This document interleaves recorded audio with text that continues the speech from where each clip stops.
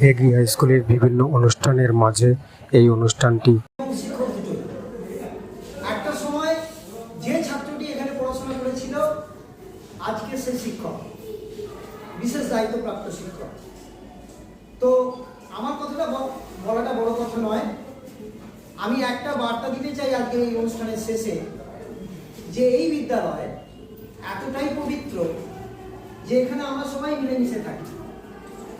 আমরা হিন্দু, মুসলিম, শিখ, খ্রিস্টান সবাই একসঙ্গে এখানে থাকি।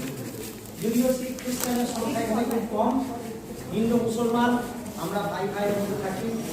এই ভ্রাতৃত্বের বার্তা দিয়েই আজকে আমি অনুষ্ঠানের শেষে সূচনাটা করতে চাই। শেষের সূচনাটা আমি একটা কবিতা দিয়ে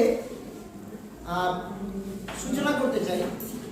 সেই কবিতাটা তাৎপর্যপূর্ণ, কারণ বিদ্যালয় একটা পবিত্র জায়গা, সেই পবিত্র জায়গায় সবাই আমরা সমান।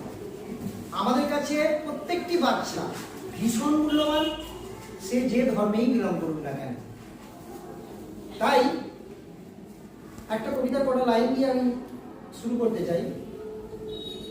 আমি আজান দিয়ে থাকি, আমি যিশুর পায়ে নত। আমি আজান দিয়ে থাকি, আমি যিশুর পায়ে নত। যত মত তত পথ নাকি রামকৃষ্ণের কথা মতো। হরিওম তৎসতে, আমি বরে গোলাম আলীর গোলাম। বাগদেবী চরণে প্রণামী দিয়ে দিয়ে সুমন হলাম। আল্লাহ মেঘ পানি দে, ছায়া দে সবার পোড়া ঘরে। আল্লাহ মেঘ পানি দে, ছায়া দে সবার ঘরে। যেখানে কবির গান গায়, যেখানে রাবণ ঘর করে। ধন্যবাদ, সবাই ভালো।